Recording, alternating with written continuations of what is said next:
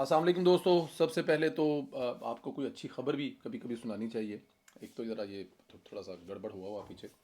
ये एक कमरा है जो उसको वो बनाया जा रहा है। ड्राइंग रूम बहुत बड़ा था तो कमरे की भी ज़रूरत थी। तो बड़ा आसान है यहाँ पे ड्राइंग रूम में एक दीवार लगाएं और कमरा खड़ा हो जाए, तो वो उस सिलसिले में बिज़ी हैं। तो टाइम क्योंकि अब हो चुका है आपसे मुलाकात का, तो अब जो भी जगह मिली है वहीं बैठकर मैंने कहा सबसे पहले तो आपसे मुलाकात की जाए। अच्छा, सबसे पहले जो पाकिस्तान के लिए अच्छी खबर है उसी से शुरू करते हैं। अच्छी खबर मईशत के हवाले से है। पीटीआई ने इधर बहुत कोशिश की कि आईएमएफ को ख़त लिखने, पाकिस्तान को कर्जा मत दें, और उसके साथ उन्होंने जो दूसरा काम किया वो यूरोपियन यूनियन को भी, आपको पता है, उन्होंने सुत्या जगाने की कोशिश की थी कि भजन ना पाओ इन्हों किसी लिस्ट इन्हों पैसे पूसे नहीं देने है। मतलब हुकूमत नहीं चलने देनी, जो मोटे मोटे लफ्ज़ों में आप कह सकते हैं। दाल ना गली तो शहबाज गिल की सरबराही में अमेरिका में आईएमएफ के सामने, हेड ऑफिस के सामने प्रोटेस्ट किया कि पाकिस्तान को किसी सूरत में पैकेज जो है वो ना दिया जाए। ये मतलब कि पीटीआई जो है वो सब करती रही लेकिन कामयाब नहीं हो पाई।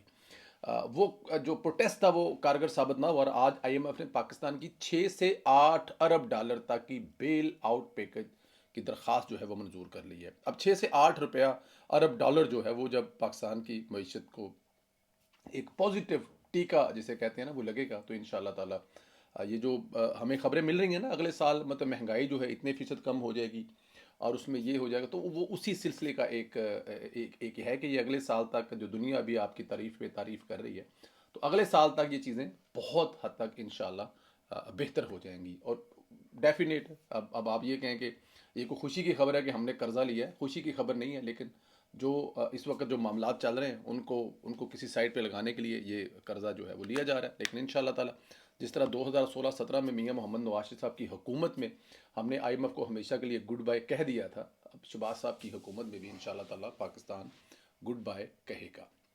तहरीक इंसाफ ने बहुत कोशिश की कि मुल्क में लड़ाई चलती रहे, हुकूमत मतनाज़ा रहे, आईएमएफ पैकेज से लेकर सरमायाकारी तक ना आ सके, लेकिन पीटीआई को हर मुहाज पर शिकस्त का सामना करना पड़ा था। आईएमएफ को पहले ही पाकिस्तान की मीशत के हवाले से मुतल्लक मुस्बत इशारे दे चुका है, आउटलुक रिपोर्ट जारी कर चुका है जिसमें बताया गया है कि पाकिस्तान की मीशत दुरुस्त सिमत पर जा रही है। ये किसी भी मुल्क के लिए बड़ा पॉजिटिव होता है जब इंटरनेशनल अदारे जो हैं वो आपको कहें कि जी जो आपकी मीशत है वो बेहतरी की तरफ जा रही है।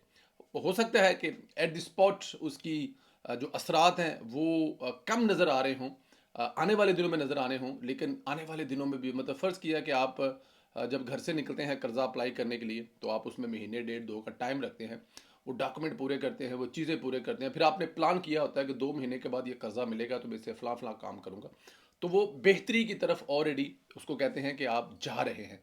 तो यही वो सिलसिला है शायद। लेकिन खैर, इधर जिन्होंने 9 मई किया, जो 9 मई के एक मरकजी करदारों में से हैं, जो खतून नौजवानों को बुलाकर कोर कमांडर हाउस लेकर गई, जिसने सरेआम फौजी अफसरान को धमकियां दी थी, जो तो हाल जो अभी तक जो है वो फौज पर हमले कर रही हैं, सोशल मीडिया पर फौज मुहालफ बड़ा बारीक किस्म का प्रोपोगंडा कर रहे हैं। वो सरम जुवेद की बहन फलक जुवेद है।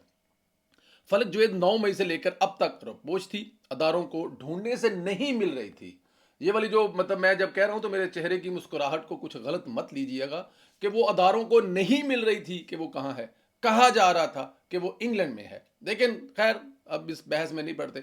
हमारे अच्छे तलकात हैं आजकल तो उनको अच्छे ही रहने देते हैं। फलक के वालिद ने भी एक इंटरव्यू में बताया था कि फलक को इसके ससुराल वाले बरतानिया ले गए।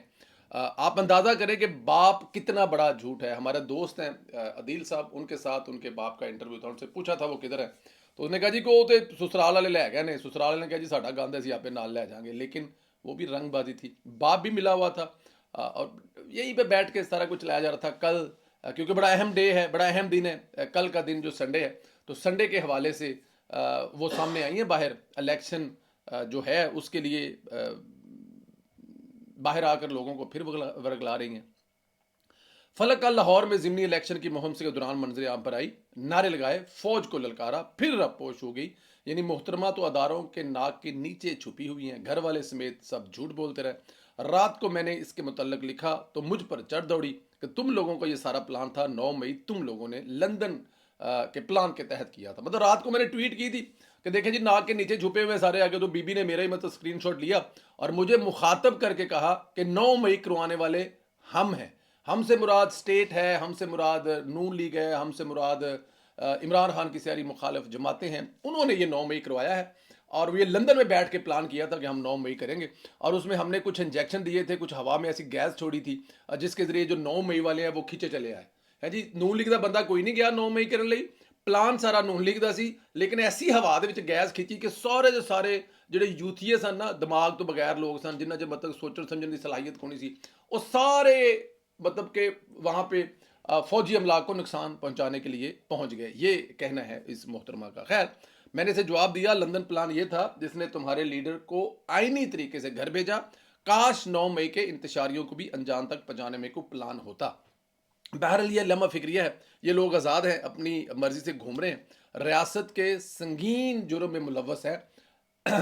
बस इस पे हम क्या कहें और क्या ना कहें। मेरे ख्याल में कभी कभी खामोशी भी अच्छी होती है। 9 मई वाले को अगर पकड़ ले, पकड़ने वाले तो मेहरबानी है, चाहे वो हुकूमत है, चाहे वो अदालतें हैं, चाहे वो इस्टेब्लिशमेंट है, जो भी जिम्मेदार है, जो भी इनको पकड़ना है, जिसने भी पकड़ना है वो खुदारा बस अब इनको पकड़ ले।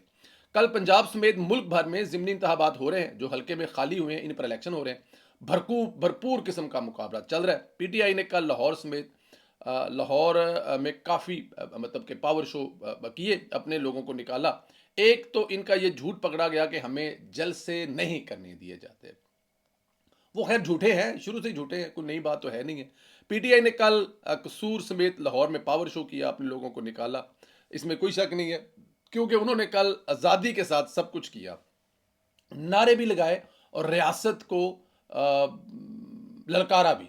अब लफ्ज़ मेरे मुंह से निकलने लगा था कि रियासत को डंडा भी दिया, लेकिन मेरे ख्याल में ज़्यादा मुनासिब ये है कि रियासत को ललकारा भी, इलेक्शन मुहिम भी ली। बहरहाल एक चीज़ काबिल ज़िक्र थी, इलेक्शन मुहिम के लिए पंजाब में उन्हें बंदे रहनुमा खैबर पख्तूनख्वा से इम्पोर्ट करने पड़े। शहरियार अफरीदी, शेर अफजल मरवत, जरताज गुल को वहाँ से बुलाया गया, लेकिन यहाँ इनकी पंजाब की क़यादत कहीं नज़र नहीं आई। हमाद अजहर से लेकर मियाँ असलम इकबाल तक सब छुपे हुए, कोई बाहर नहीं निकला, बाहर से लोग मंगवाने पड़े। ये इसकी दो रीज़नें हो सकती हैं। एक तो वो ज़्यादा पॉपुलर है, लोगों में रह रहे हैं, लोगों से मतलब के उस ज़ुबान में बात कर रहे हैं जो ज़ुबान इस वक्त इमरान खान ने लोगों को लगाई है, लोगों को पसंद है।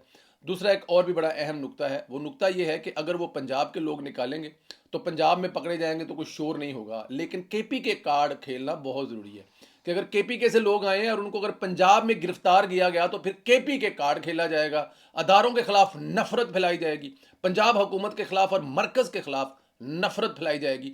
इसलिए भी ये कार्ड खेला गया ताकि केपी के से लोग आएंगे तो पंजाब में उनको गिरफ्तार नहीं किया जाएगा, इस डर से कि अगर पठानों को केपी के वालों को गिरफ्तार कर लिया गया तो बहुत बड़ा रिएक्शन आएगा। देखो जी, पंजाब हमेशा से जालिम है, पंजाब ने हमेशा जुल्म किया है, और उन्होंने यहाँ पर शेर अफजल मरवत को या जो बीबी जरताज गुल हैं या शहर यार अफरीदी हैं, इनको पंजाब वालों ने पकड़ लिया। तो पंजाबियों को प्रेशराइज करने के लिए, और हम पंजाबी माशाल्लाह अल्लाह हमें ज़िंदगियाँ से दे, हम बेज़र से लोग हैं, ना हमें कोई फ़िक्र है ना फाका।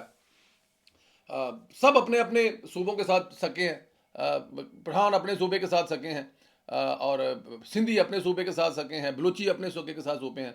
हम पंजाबी हर जगह पे मार खा रहे हैं और छित्रौल हो रही है, और बड़ी खुशी से आपने ढोई अगे लफ्ज़ गलत हो गया, खैर इसको आगे पेश कर देते हैं। लो जी लाओ छित्र जी, जिन्हें छित्र तड़े हैं वो सारे भड़काओ। मतलब हो रहा है, नज़र आ रहा है ना। मतलब आप ये देखें कि मारे हमारे लोग जा रहे हैं, बलोचिस्तान में वो शनाख्ती कार्ड देकर मार रहे हैं, केपीके में जाओ तो वहाँ पर आपके लिए मसले मसाइल हैं, सिंध में तो आप नाम नहीं ले सकते। खैर क्या हो सकता है, बस इस पर ज़्यादा इस पर क्या कहा जाए कि थोड़ी बहुत गैरत दिखलानी चाहिए। खैर कल इलेक्शन है, हुकूमत इस मकसद के लिए जहाँ इलेक्शन है वहाँ मोबाइल सर्विस और इंटरनेट सर्विस बंद करने का फैसला किया, क्योंकि प्रोपोगंडा भी होता है और दहशतगर्दी का ख़तरा भी होता है। दूसरा पहलू यह है कि हल्का सा डिस्कस करूँगा कि मुस्लिम लीग ने कोई इंतहाबी जलसा इस अंदाज में नहीं किया जैसे करना चाहिए। वर्कर्स सोशल मीडिया पर काफ़ी सरगर्म थे, हमारी क़यादत ने ऐसा क्यों नहीं किया। आखिर में अपने भाई सफदर लगारी जो PP26 से इलेक्शन लड़े हैं, इनके लिए वोट की दरख्वास्त करनी है। सफदर लगारी एक बहुत ही प्यार करने वाले, मोहब्बत करने वाले और आम इंसान के साथ जुड़े हुए शख्स हैं, एक बेहतरीन बासफ्त इंसान है, पढ़े लिखे नौजवान है, ज़मीन और अपने लोगों से जुड़े हुए सियासतदान हैं। मैं ज़ाती तौर पर उनको जानता हूँ। इनको अगर आप वोट देंगे तो यकीन करें आपका वोट असल जगह पहुँचेगा, और वोट देने के बाद जब वो कामयाब होकर असम्बली में जाएंगे तो आपका इलेक्शन जो जीता हुआ इलेक्शन है उसको वहाँ पर जाकर आपके लिए लड़ेंगे, आपके इलाके की, आपके एहसास जो जो जो महरूमियाँ हैं आपके इलाके की, उसके लिए लड़ेंगे और इंशाल्लाह ताला जीतने के बाद वो आपको अपने हलके में ज़्यादा और लाहौर में कम नज़र आएंगे। इसी तरह चौधरी अहमद एहसन इकबाल साहब जो हैं और जो ज़फ़रवाल से एहसन इकबाल साहब की छोड़ी हुई सीट पर इलेक्शन लड़े हैं, पढ़े लिखे हैं, अमेरिका से पढ़े लिखे हैं, जुड़े हुए हैं। मैं खुद ज़ाती हैसियत में उनको जानता हूँ, उनके हलके में गया हूँ, उनसे दोस्तों की तरह मिला हूँ। इंतहाई पढ़े लिखे, इंतहाई मेरे ख्याल में जब वो ज़िला कौंसल नारोवाल के चेयरमैन थे तो थोड़े से अरसे में उन्होंने अपनी जगह बनाई नारोवाल की सियासत में और आज नारोवाल के लोग जो हैं उनसे बड़ा मोहब्बत भी करते हैं, प्यार भी करते हैं। और मैं अक्सर बताता हूँ कि ये चौधरी अहमद इकबाल, चौधरी एहसन इकबाल साहब अपने सूबे से, अपने ज़िले से इतना प्यार करते हैं कि एक छोटे से ज़िले में जो 5 से 7 यूनिवर्सिटियाँ हैं, कैंपस नहीं है, एजुकेशन हब है। और ये ज़फ़रवाल के लोगों की दरख्वास्त थी चौधरी एहसन इकबाल साहब से कि अहमद इकबाल को यहाँ से इलेक्शन लड़ाया जाए, ये कुछ ज़िद नहीं थी। और इंशाल्लाह ताला वो भी जीत कर अपने हलके में रहेंगे, आप लोगों की खिदमत करेंगे।